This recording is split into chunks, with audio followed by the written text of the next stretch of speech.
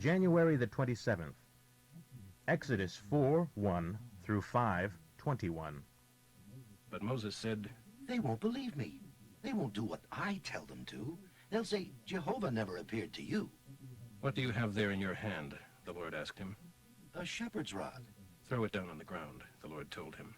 So he threw it down, and it became a serpent, and Moses ran from it. Then the Lord told him, "Grab it by the tail." He did, and it became a rod in his hand again. "Do that, and they will believe you," the Lord told him. "Then they will realize that Jehovah, the God of their ancestors, Abraham, Isaac, and Jacob, has really appeared to you. Now, reach your hand inside your robe, next to your chest." And when he did, and took it out again, it was white with leprosy. "Now, put it in again," Jehovah said. And when he did, and took it out again, it was normal, just as before. "If they don't believe the first miracle, they will the second," the Lord said. "And if they don't accept you after these two signs, then take water from the Nile River and pour it upon the dry land, and it will turn to blood." But Moses pleaded, Oh, Lord, I'm just not a good speaker. I never have been, and I'm not now, even after you have spoken to me, for I have a speech impediment. "Who makes mouths?" Jehovah asked him.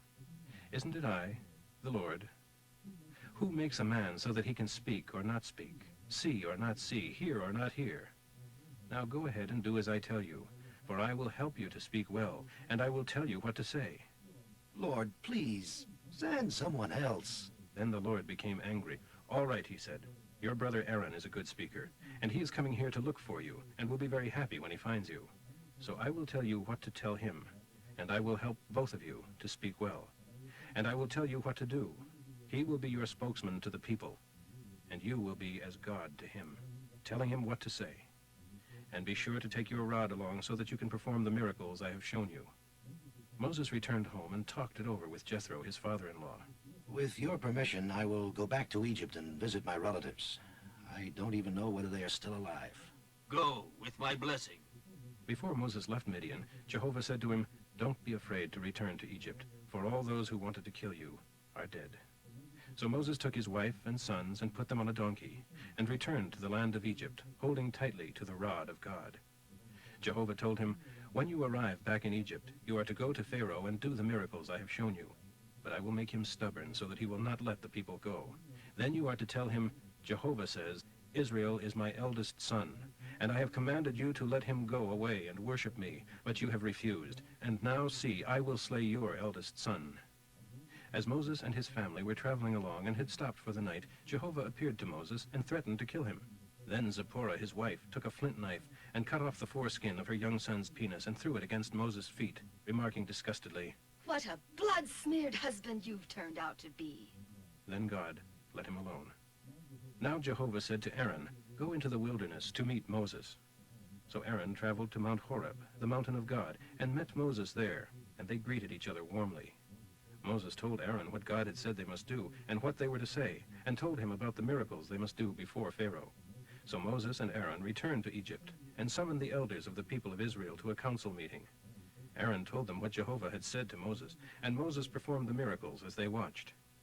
Then the elders believed that God had sent them, and when they heard that Jehovah had visited them, and had seen their sorrows, and had decided to rescue them, they all rejoiced and bowed their heads and worshipped.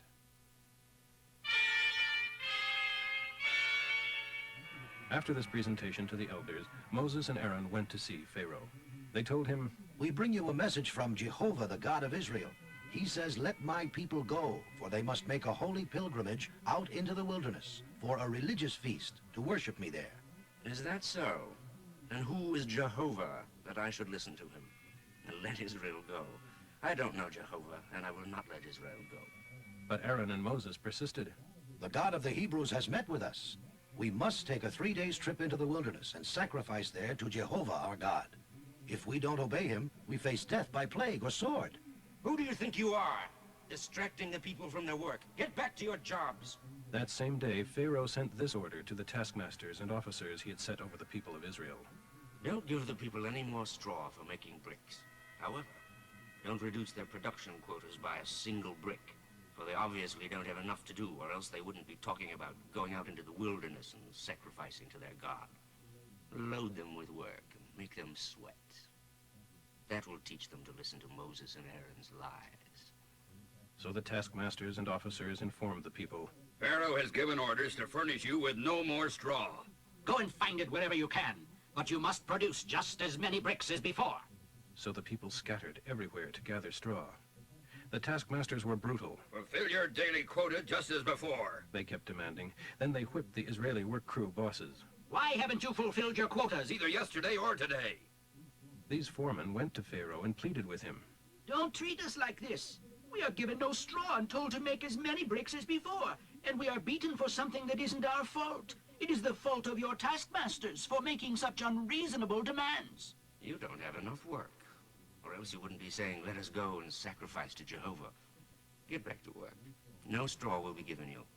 And you must deliver the regular quota of bricks. Then the foremen saw that they were indeed in a bad situation. When they met Moses and Aaron waiting for them outside the palace as they came out from their meeting with Pharaoh, they swore at them. May God judge you for making us stink before Pharaoh and his people, and for giving them an excuse to kill us. Matthew 18:1 through 22. About that time, the disciples came to Jesus to ask which of them would be greatest in the kingdom of heaven. Jesus called a small child over to him and set the little fellow down among them and said, "Unless you turn to God from your sins and become as little children, you will never get into the kingdom of heaven. Therefore, anyone who humbles himself as this little child is the greatest in the kingdom of heaven. And any of you who welcomes a little child like this, because you are mine, is welcoming me and caring for me. But if any of you causes one of these little ones who trusts in me to lose his faith, it would be better for you to have a rock tied to your neck and be thrown into the sea. Woe upon the world for all its evils. Temptation to do wrong is inevitable, but woe to the man who does the tempting. So if your hand or foot causes you to sin, cut it off and throw it away. Better to enter heaven crippled than to be in hell with both of your hands and feet. And if your eye causes you to sin, gouge it out and throw it away. Better to enter heaven with one eye than to be in hell with two. Beware that you don't look down upon a single one of these little children, for I tell you that in heaven their angels have constant access to my Father. And I, the Son of Mankind, came to save the lost. If a man has 100 sheep, and one wanders away and is lost, what will he do? Won't he leave the 99 others and go out into the hills to search for the lost one? And if he finds it, he will rejoice over it more than over the 99 others safe at home.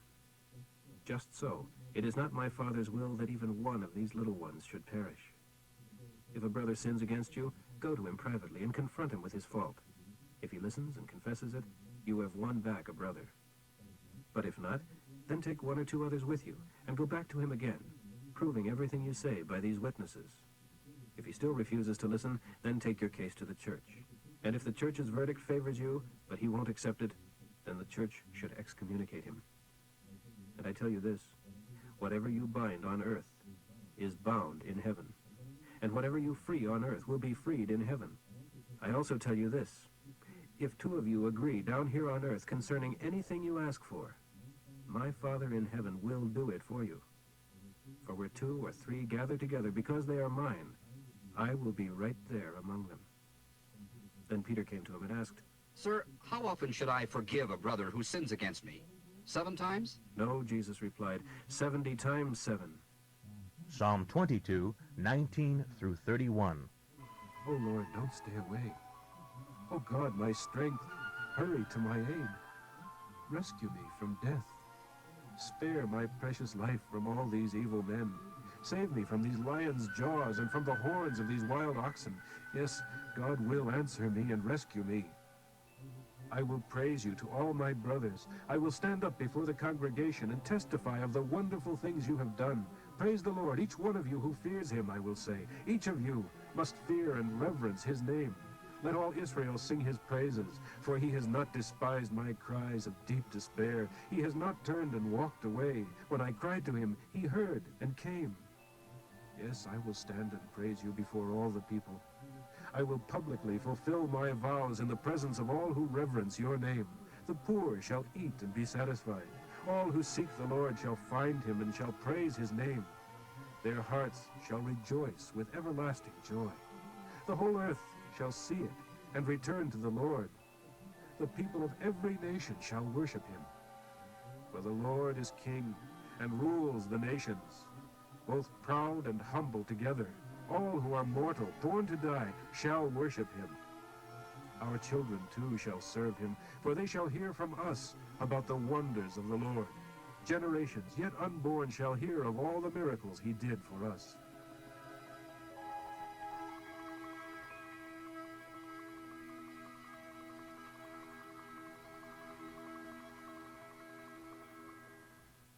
Proverbs for today, 5:15 through 21. Drink from your own well, my son. Be faithful and true to your wife. Why should you beget children with women of the street? Why share your children with those outside your home? Let your manhood be a blessing. Rejoice in the wife of your youth. Let her charms and tender embrace satisfy you. Let her love alone fill you with delight. Why delight yourself with prostitutes, embracing what isn't yours? For God is closely watching you, and he weighs carefully everything you do.